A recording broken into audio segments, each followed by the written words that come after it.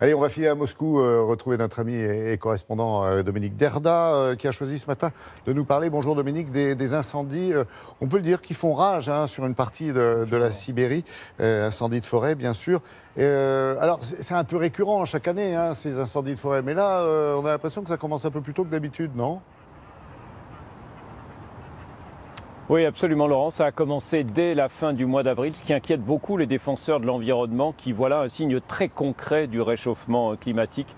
Les températures en Sibérie ont augmenté de façon significative ces dernières années, les hivers sont moins longs, il y a moins de neige, par conséquent les sols sont plus secs et les feux démarrent et se propagent beaucoup plus rapidement. C'est la région du lac Baïkal qui est principalement touchée, mais aussi celle de l'Altaï et puis le long du fleuve Amour, le long de la frontière avec la Chine. C'est ce que vous allez voir sur ces images rassemblées avec Volodya Sidorov.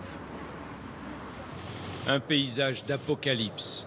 Les incendies sont si nombreux depuis plusieurs semaines en Sibérie que les pompiers ne savent plus où donner de la tête. Les hectares ravagés par les flammes se comptent déjà par dizaines de milliers et l'été n'a pas encore commencé. Au cœur de ces immenses forêts, les secours arrivent souvent trop tard dans les villages pour sauver des flammes les petites maisons de briques et de bois. Ici, tout est parti en fumée, plus une seule habitation debout. Le feu a pris au sommet des arbres. En bordure de forêt, il n'y a que des pins. Et quand ça s'est mis à brûler, on se serait cru en plein orage tellement ça grondait.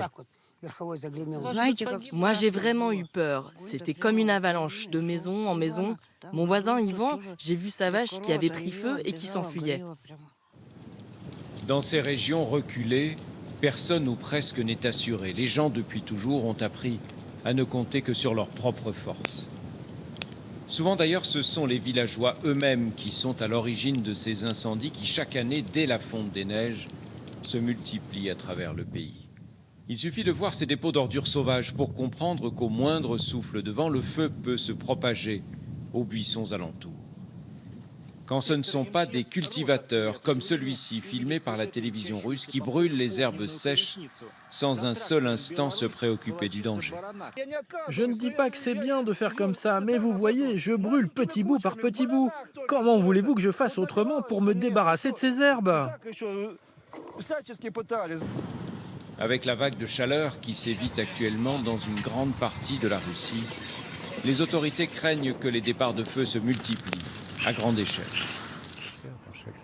Oui, impressionnant. Et ce qu'on voit aussi sur ces images, c'est que les pompiers ont des moyens assez limités finalement pour combattre ce fléau, non ?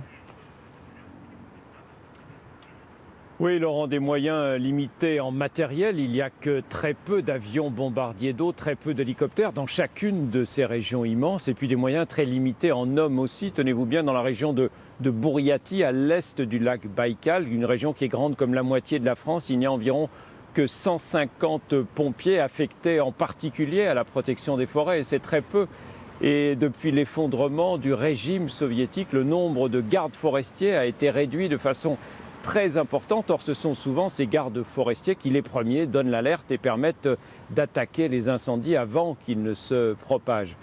Du coup, ce sont souvent des volontaires qui viennent prêter main forte aux pompiers, des habitants des villes et des villages qui se sentent abandonnés par le pouvoir fédéral. On est à plus de 5000 km de Moscou, loin des yeux et loin des préoccupations du Kremlin qui ne se décide la plupart du temps à envoyer des renforts, des moyens supplémentaires que lorsque les grandes villes ou les axes principaux de communication sont menacés.